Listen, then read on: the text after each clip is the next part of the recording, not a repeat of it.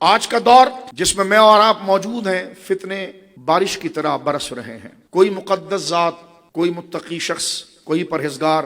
کسی کی زبان درازی، انگشت نمائی اور جرح سے محفوظ نہیں۔ اور حضور سید عالم کی حدیث مبارکہ ہے کہ قیامت جب تک نہیں آئے گی، جب تک ایسے لوگ نہیں آ جائیں گے جو اپنے محسنوں پر تبرہ کریں گے، ان کے خلاف مغلظات بکیں گے۔ سوشل میڈیا جہاں پر انفارمیشن اور معلومات کا جہاں ایک بڑا مفید ذخیرہ ہمیں مہیا کرتا ہے، وہیں پر ہر ایک کے ہاتھ میں استعمال کی آزادی کی وجہ سے اور اس میں چیک اینڈ بیلنس نہ ہونے کی وجہ سے مومنوں کے ایمان پر حملہ آور ہونے کی جو کوشش شروع سے دشمنان اسلام کرتے تھے، ان کے ہاتھ میں ایک زبردست ہتھیار آ گیا ہے کہ جس کے ذریعے وہ ہر ایک کے گھروں میں پہنچتے ہیں۔ ہمارے ہاتھوں میں جو موبائل موجود ہیں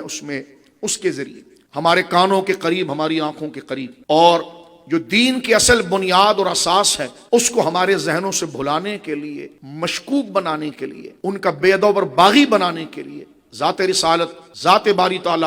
قرآن مجید اور دین اسلام کی حقانیت، سچائی اور اس کے ثبوت کو ہمارے ذہنوں میں منتشر کرنے کے لیے وہ جماعت جو آگے قلعے کی دیوار کی طرح کھڑی ہے، جو اسلام اور قرآن کی طرف آنے والے ہر حملے کو روکتی ہے، وہ جماعت صحابہ ہے۔ ان سے متعلق کمزور باتیں، جھوٹی باتیں، فرضی افسانے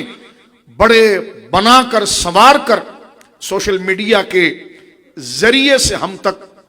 وہ پہنچاتے ہیں، اور کم علمی کی وجہ سے اور ہر چیز کو سننا سنانا یہ ہماری ایک بڑی عجب عادت بن گئی ہے، اور ہم بات کی حقانیت کو سمجھنے کی بجائے اگلے کے لہجے اور انداز سے متاثر ہو کر،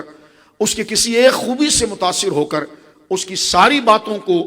جو تحقیق طلب ہے، جو تفتیش کی طلب ہے، یا اکثر